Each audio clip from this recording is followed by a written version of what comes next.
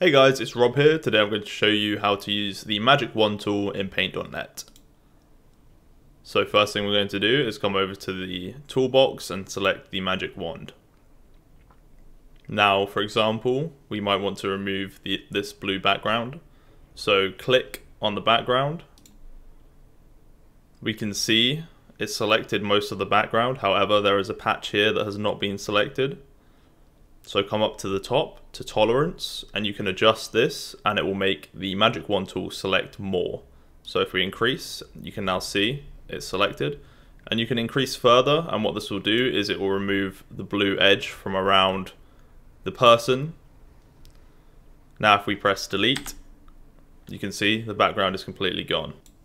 You could also, for example, change the background color. If we select the background, Control C, add a new layer, and then Control V, and now we have a layer with just the background.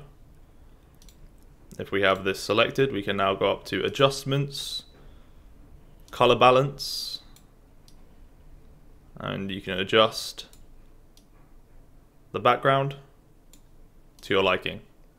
So there you go, super simple and fast tutorial on the Magic Wand. I hope this was helpful. Thank you so much for watching.